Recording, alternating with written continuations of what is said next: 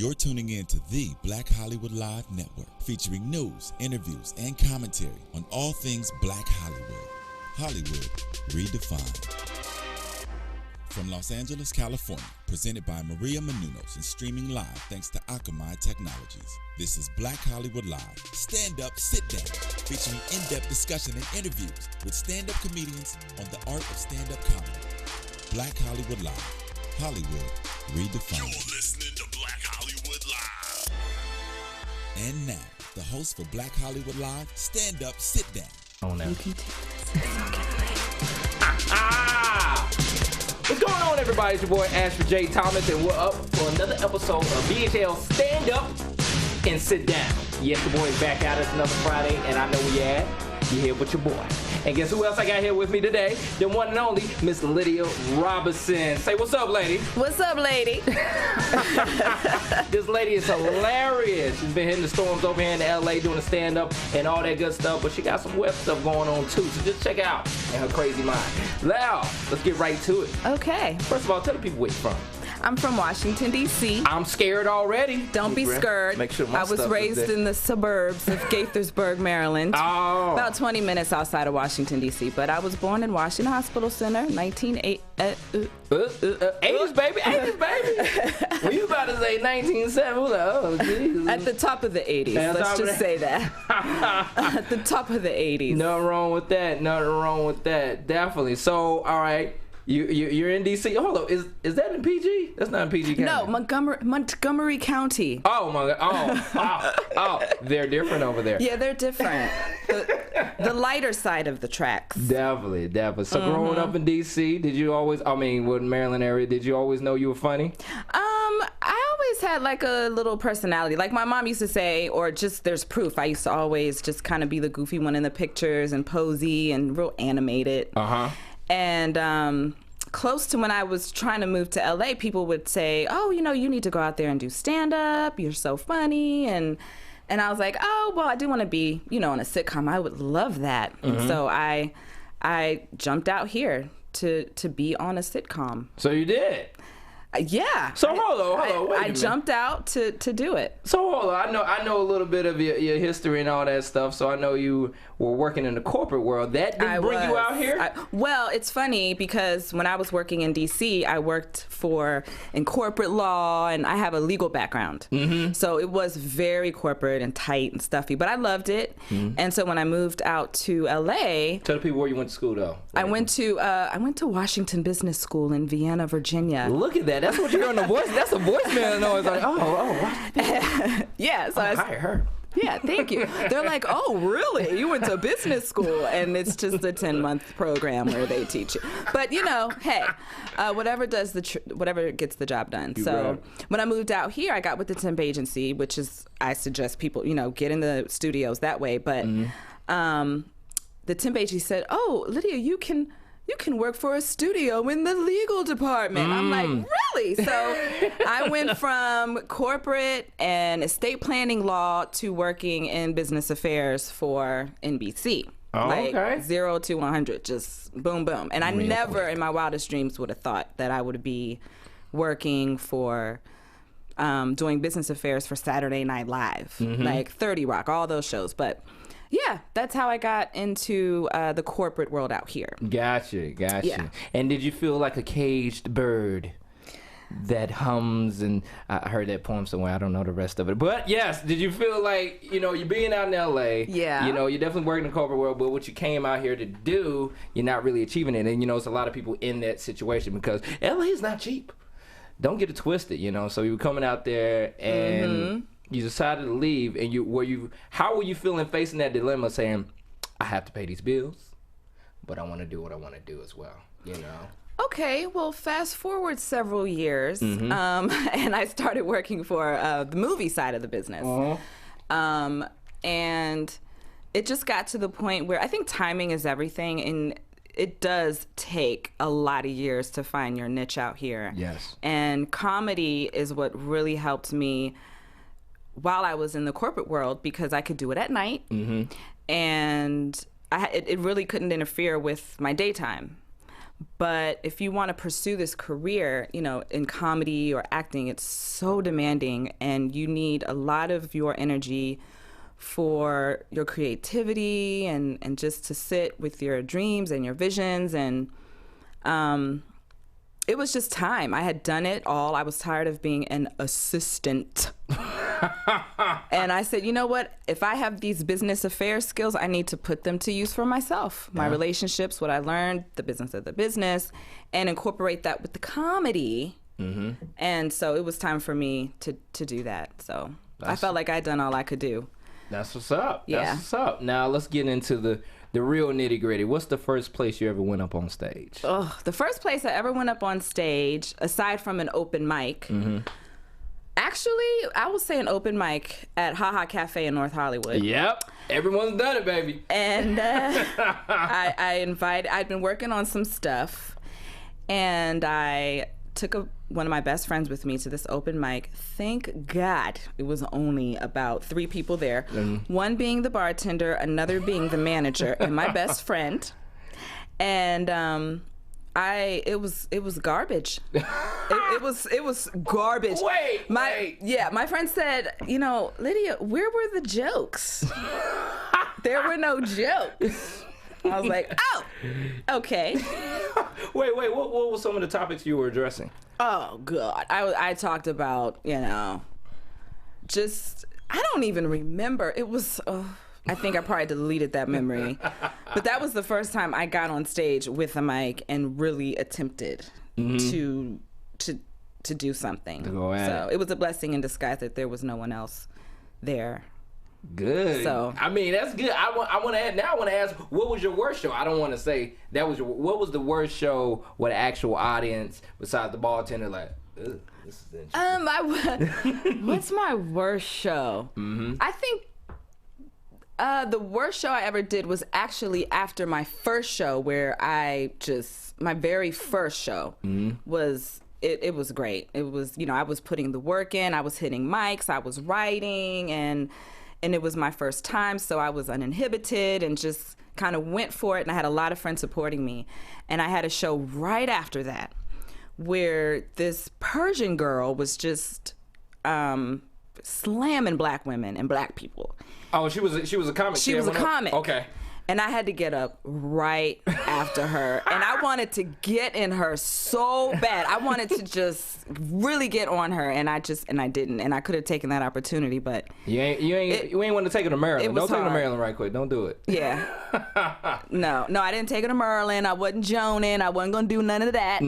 But I didn't, you know, it was just, that was the worst show. Trying to redeem myself, and any show where I don't start out strong is just hard. Like as a comic, you need to have that opening joke that just gets them, and then they just believe everything you say and just smile the whole time, and it's just a great experience. Yeah, it's hard to get them back. If that first joke doesn't hit, you like, oh, yeah. Wait a minute. What am I doing up here? This gonna be a long 5 minutes.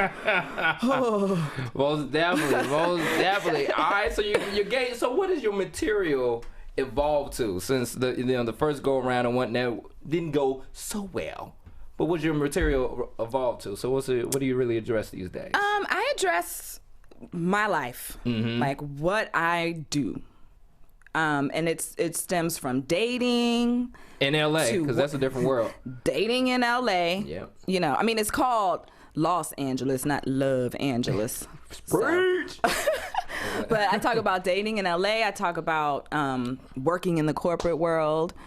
Just my life, you know, as a single black female in Los Angeles in her mid-30s. It's all good. Looking good. Skin still smooth. But yeah, it's a skill. You know, it's a skill, and everyone's so driven. It's crazy. But yeah, mostly just what's going on with me. You know, it's not too deep. It's just regular stuff. How do you find the guys out here in La La Land? I don't know. It's like they date the LA way. It's like, oh, What's that? Well, they're just kind of like, oh, well, they're just, I don't know if it's the water or what, but you know, they always try to get you off the okie doke. I can't even describe it. It's real lax. It's not really courting going on. It's There's no courting. They're like, oh, she looks happy. How could I possibly turn her world upside down? What? That's funny. I met a girl out here that just told me recently a guy she was dating stole her battery out of her car. Who steals batteries out of cars? Oh gosh, LA men, the opportunity, you know, and some of them, it's just crazy. I'm not man bashing, I'm not, but it's just really hard. And then you're like, is he gay? You know, you're trying to figure out sexualities, incomes, and it's crazy. It's just really crazy. You never know. It's so superficial. It's very superficial. Yeah. Coming from the East Coast where people interact differently. We'll leave it at that. Yeah. But who are some of your biggest influences in the comedy game? In the comedy game, definitely Eddie Murphy. He's a character. I think he's, you know, I think I watched the best of Eddie Murphy Saturday Night Live ever since I was 6-7 years old. It's just Eddie Murphy. Genius. I love Cat Williams. Now, how do you, speaking of Cat, he's one of those comedians where I feel as though he can only go so far, because I love Cat Williams. Right. But I feel like, I'm going to go ahead and bring it up. Go ahead, bring it up. You know, because let's be real. The top 3 guys out there right now are, you know, doing stand-up are Cat Williams, Mike Epps, Kevin Hart. You know, yes. Until Chappelle, when he comes back, he's going. You know, we know Chappelle's gonna be a monster. But anyway, right now, those are top 3 guys. And when it comes to the movie roles and being more commercial, we definitely see Kevin Hart making that stride. Do you feel like some of your comedy, like you have to adjust simply because it's more presentational? Because we can see Cat Williams can go and eat these guys. I don't know. I don't know which one out of the 3. You said it right. Is that right? You said it right. But wait. I don't know. I'm kind of Cat to me is he's just smart. Like as a comic, it's hard to make me laugh. Yeah. You know, and then I'll find myself laughing at myself sometimes. And but I love smart. Like, how did they possibly come around to that, or how did they come up with that? Or they must really be writing or really be focused on their craft, and they actually wrote a joke. Like that's what I like to look at, and they're just really, really real. I can't compare Cat to Kevin, because Kevin. I think for me, like to answer your question, I did have in mind when I started comedy.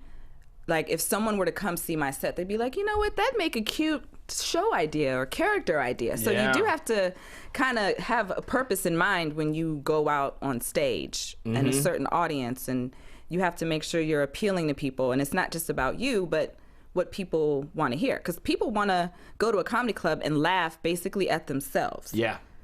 So, you know, you just kind of keep your material general, something that everyone can relate to. And I think that's really marketable, and I think that's what Kevin Hart did. You know, family, talking about family life and love and relationships, that and being single and being a male and all of that stuff is marketable. Like cha-ching. Yeah, you know? the perm isn't so marketable for a brother out there. You know what I'm saying? But he's selling out shows. Yes. You know, he's still making his money. He is. And everyone's path is different. But when I want to like crack up and bust a gut, I'm putting on Cat. Cat Williams. And if I want to go see a funny movie, you know, and be entertained, I will go see Kevin Hart. Yeah. So, because he's definitely in his doing movies. Yeah. He's doing a lot. You know, I definitely went to the movie theaters and saw him in every preview leading up to his movie. The brother's working. Oh yeah. Working hard. So I can't be mad. You know, it's definitely a recent interview with Sway and Mike Epps talking about it. You know, it was a little beef and all that stuff, but I just feel as though I wish it was more work out there for guys and even women, because I don't even see, like, it should be a female version of Kevin Hart, you know, where a woman's out there doing her thing as well, you know. So I wish more of that would happen, but I feel like it's only slots at a time. Like Martin didn't overlap Chris Tucker. Oh, you're absolutely right about that. You know, and you're absolutely right about that. Chris Rock didn't overlap Eddie Murphy. Like, this never happens. It's slots at a time. It is slots at a time. I mean, it would be great for it to happen. I would say it's happened for a female. And that would be Miss Amy Schumer. Now, black female, I think there's still a slot for that role. I mean, you have the one on Saturday Night Live, but you also have Issa Rae blowing up and her content, and it's just a matter of time before she really blows up, and I know she's got development deals. Definitely. I know it. I know it. It's called talent hold development deals. Whatever, she's getting paid, and she's about to blow up. Pretty much. Doing the dang thing. Speaking about online content, yes, you're doing some online work as well. You want to go into detail about that? Yeah. So I'm through the stand-up, which is funny because people would say, "Oh, you need to." Stand-up's your way in. It's your way in. Like they're trying to pass me a torch. Like, it's your way in. Go in. That's the sneak tip talk. Yeah, that's your way in. Get in there. So I started doing it, but it has opened doors, and I get to appear on certain shows or web series as being a comedic talent. I did a couple episodes on Black and Sexy TV. Black and Sexy. Shout out. And so that's been really interesting. The web series, it's a great platform, and it's so supportive, and it's such a movement. And I'm happy to be a part of it while it's growing, to get in there, get my foot in the door. Definitely get along with that camp, because they've been doing it for years. They have, and it's quality. It's quality. They work hard, and they produce great content. They have a great work ethic. It's good, and they're really putting a stamp on Black and Sexys. Black and Sexy and baby. Talented. Black and Sexy. I sounded horrible. Like, I was like, they should use my voice, but you I was didn't even try. Black and Sexy. I give up. But anyway. Never give up. Never give up. So if you don't know, definitely check out Black and Sexy TV. And you want to tell the people what show it is? Yeah, I had an appearance on Roomy Lover Friends, hashtag Roomy Lover Friends, shout out and to the new Miss Shayla, Shayla Hale, right? And on Sexless, Sexless as a comic. Yes. Yeah. So. Woo. Yeah, it's good. I watched a couple of episodes. It's hard to. Sexless talks about women talking. Women. Being sexless. Yes, essentially, it's sexless. And they're choosing not to be, which, sometimes that happens in real life. Sometimes you go through a drought. You go through a drought, you forget what it feels like. Because when you're doing it, you want it. But after a while, you're just like, what? Penis? Oh, well. Wait a minute. I feel as though women, if they go through a drought, it's all by choice. Well, yeah. I mean, again, and it goes to the choices out here. I mean, just try. It's not that hard. Couple dinners, tell us what we want to hear. It's really not that hard. It's just not. But they don't even try. Oh, man. I had one guy, how many more times I got to take you out before you come back to my place? Oh, really? Yeah, that doesn't moisten. Where'd y'all go? Crustaceans? No, somewhere at the Grove.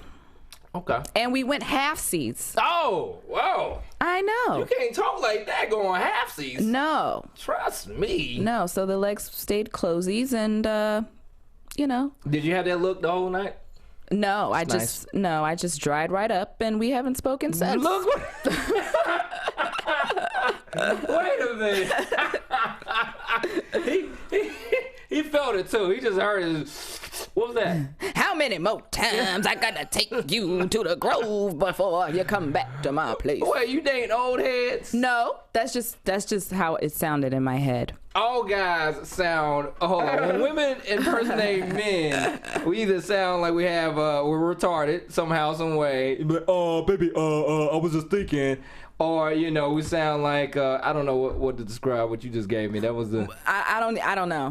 It's funny because guys the uncle talk. They try to get over on you like you never heard that before. It's funny. It's, I have a friend who's dating, and guy was like, oh, let's see where this goes. Let's just have fun.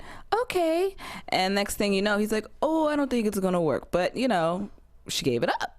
Yes. And it's like, you can't do that. You really have to, because they will hit it and split it. Like, and when you get to a certain age, you need to know. You need to recognize the signs and run. Yes. Run. You need to hold the punani hostage. That's what's going on. That's correct. So there's a word on the street these days. And that's how you end up sexless. How long do you keep it? This is not no Steve Harvey. You've been watching, 30 days? What do you say? 90 days. 90 days. Keep it tight and closed until it's time, and you know what I mean. Don't act like you don't know what I mean when I say it's time. Oh, man. But sometimes women just want a guy just to be there. Right. When it's cold outside. Yeah. Yeah. You do want that guy, but I'm assuming the 90-day rule comes in when it's a guy you like and you're trying to test them out. I had another conversation. Sex can be a little overrated sometimes, Oh, that means you're not doing it right. Oh, okay, you're absolutely right, Ashford.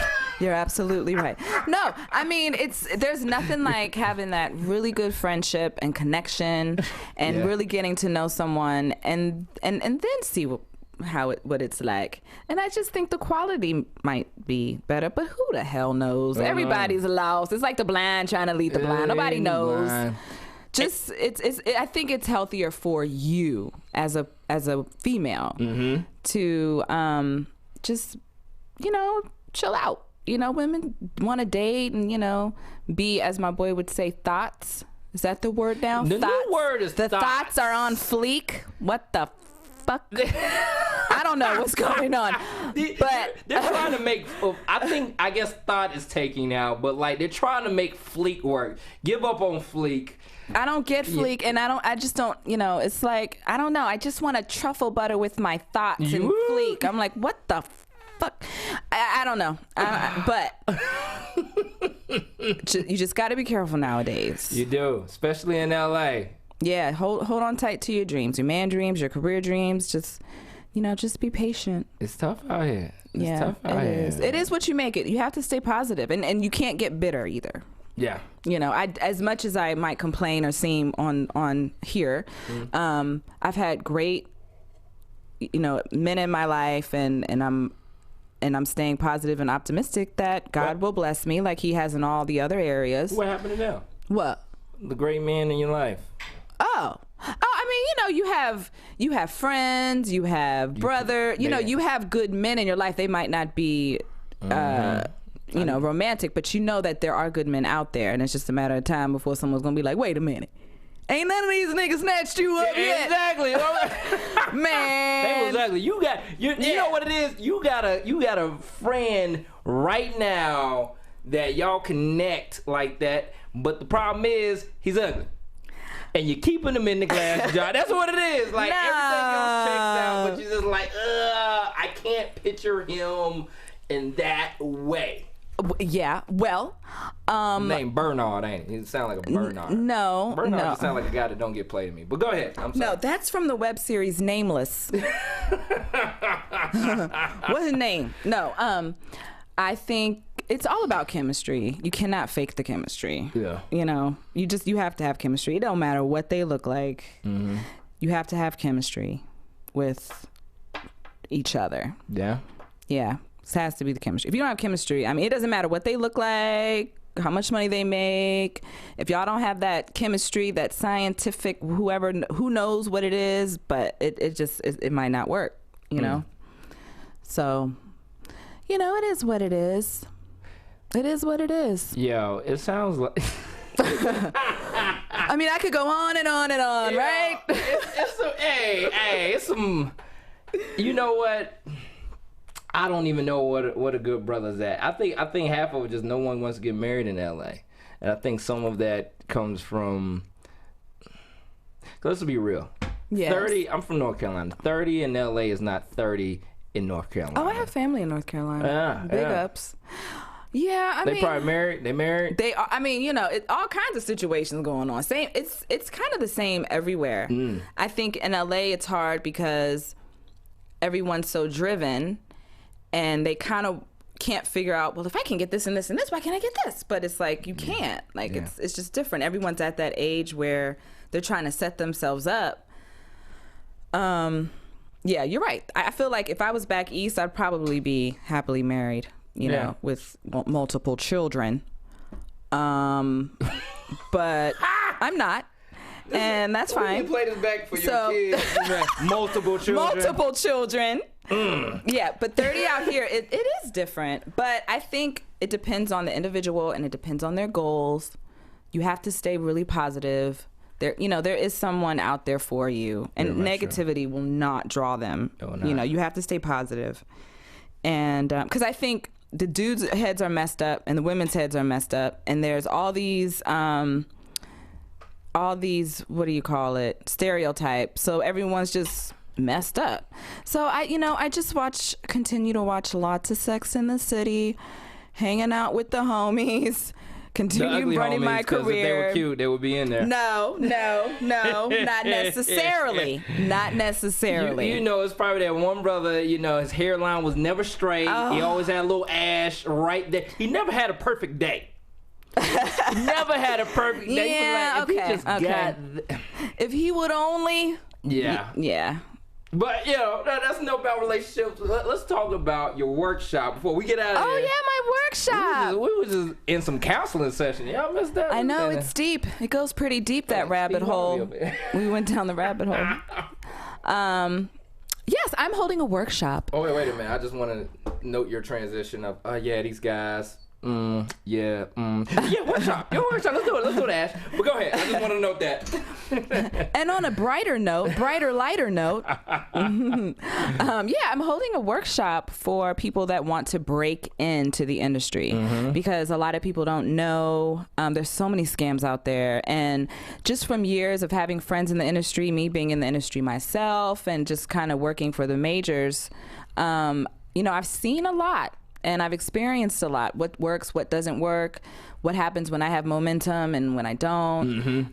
So I just thought it'd be a good idea to kind of have a workshop for people, because people would say, oh, Lydia, can we pick your brain? Or I have a friend, can you take you to lunch, pick your brain. And my mom's like, you need to start charging. So I was like, you know what, let me have a little workshop. That way it's kind of like a one-stop shop where you just kind of say, here are the reputable agencies and here's some resources that you can use to kind of hit the ground running and break in. So I'm just gonna hold a couple workshops. Hopefully it'll end up being more. But it's this Saturday and next Saturday at the Fanatic Salon Theater, where I have my weekly open mic for comics. But yeah, it's my newest business venture, because you do have to be an entrepreneur out here in these streets. You definitely do. Yeah, because the roles aren't falling from the sky. They're not. They are definitely not. In the workshop, I'm glad you're addressing that, because a lot of people, I think it takes time to adjust. It does. When people come out here, everyone comes out here, they at least put in a couple of years of just swimming. Like, you don't know, you don't get it yet. You know what I'm saying? It takes a second just to move here, unless you got people out here and all that stuff, and you hit the ground running, or you had reps back east. I hear that, that goes a lot quicker. But if you just come out here, you're kind of like... Yeah, and they think they're going to just get by. It's like, you know what? The networks don't care that you're little Sally Sue from Minnesota and you came out and you want to... They don't care about that. They want to know, are you making money? Do you have a following? Do you have training? Do you have a package? Do you... that's what they want to know. They don't care about you. They care... It's a business, and they care about money. I mean... There's so many. I mean, I do agree. I do think there's a method to the madness, and there are things that you can control so that you can stay sane while you pursue your career. Because I could have gone crazy, a few times. But you always have to make things comfortable for you, because it's hard enough as it is. So, but that's what my workshop is about. It's just kind of playing smart, not hard. Definitely. Yeah. And you speaking about followings, how do you feel about these social media guys blowing up, Instagram stars, Vine stars. How do you feel about that? Do you feel like this will actually transition? Because I have a theory that, you know, some of these guys are talented and some of these women are talented, but sometimes the quality of work will go down when they're trying to put these people in certain slots. Yeah, I agree. Yeah, I agree. I think it's great for people to have followings, and that's actually how people are getting casted now, by the following. So I think it's a good way for people to get seen and for casting directors to see the different talent that's out there. But I used to be intimidated, like, oh, I need to be taping stuff all the time and blah, blah, blah. And it's like, you just have to stay in your own lane. Like, not everyone has the same way to go about things, but if you feel like you want to do web content, get yourself a team together and start shooting shit. And go hard. You know, just practice. Or if stand-up's your thing, like for me, it's just a great way to get seen and to write your own material and find your voice. And you do have to find a way to take control of your career, and you should always be working on something. Even if you shoot some little shit and, you know, that morning with your friend, you know, brushing your teeth and being goofy in the mirror, you can at least be like, oh, yeah, so I'm shooting short. You know, at least always say you're doing something, and then you can see what works and what doesn't work. That's what's up. Yeah. That's what's up. Okay. We're going to bring it down after we had that little open heart session about this. It's going to be all right. It's going to be all right. It's going to be all right. Give yourself 6 months with Jesus and let him transform your heart, and your prince will come. You're right. Go to church on Sunday. Go and to pray church for your on man. Sunday. Pray for your man. But definitely. Anything else you want to address with the people? Any upcoming dates or anything? Oh, yeah. I'm performing at, speaking of dating, I'm doing and dating and comedy, my life. Well, hold on. Why don't you date some of these comedians out there? Well, you know what? It's so funny. When I first started in the game, I was like, oh my gosh, this is a great way to meet guys. I mean, I would be the only female. I'm like, look at all this. Yeah. And they give you hugs and stuff, and they're all supportive. And that's what I'm saying. Like, I'm always surrounded by like great men and great guys. It's a matter of somebody and me, you know. Comedians are ugly though. No. That's half the joke. No. Majority of guys look funny. Like I can show broke, you, not ugly. Broke. You want to say what? Broke, not ugly. Brugly. They're brugly. I'm kidding. They're not. Being broke is more unattractive than being ugly, apparently. There needs to be a balance, whatever it is. Oh, man, definitely. Like, this is pictures of, you know what? It's hard to find. There's some women out there I find attractive and hilarious. I think some more is beautiful. Yeah, I did Comic View with some more. Yes. She was the host, BET Comic View, when I did it in Atlanta. Yes. How was that experience? Oh, amazing. Oh my God, it was just great. It was great. It was just a lot of fun to be rewarded. I felt like a kid in a candy store because you're performing in all these bars and all these places where it's just small and it's just different and dark, and then you get to do a TV show and they put you in hair and makeup and the stage is pretty with lights and they're coordinating the lights to match your dress and getting mic'd up, and I mean it was great. Like, it was such a great, rewarding experience. It was awesome. That's what's up. I'm like, hard work really does pay off. So it's coming slowly but surely. In fact, we're just let people know, just to drop a little hints and stuff. Where were you seeing that triggered that the audition and everything for the Comic View? For Comic View? Yeah. Well, I was really getting out there and doing shows and just in my zone and just really doing comedy. And the producers called me and they were like, hi, will you audition for Comic View? And I'd only been doing comedy for a couple years. And I was like, no, I don't really want to bomb on national TV. Stay positive. Blocking my blessings. And then they called me again and they were like, yeah. Wait, you really said that? No, really. Why? Well, I said, okay, I'll let you know. But in my mind, I'm like, I'm not bombing on national TV. But see, nobody bombs on Comic View. They pay the people to laugh. Well, yeah. So, they don't pay the people to laugh. You do have to have, some skill set, but they got funny people. So then I ended up again they called and, can you? And I was like, all right, okay. Well, when's the last day? Okay, Monday. Well, I guess I better do it then, huh? Mm-hmm. So I did it. I was so nervous. I ended up auditioning at the Comedy Union on Pico. Mm-hmm. And that doggone Comedy Union. It worked. I booked it. And it was just a great experience. It was just... Flew you out to ATL. Flew me to ATL.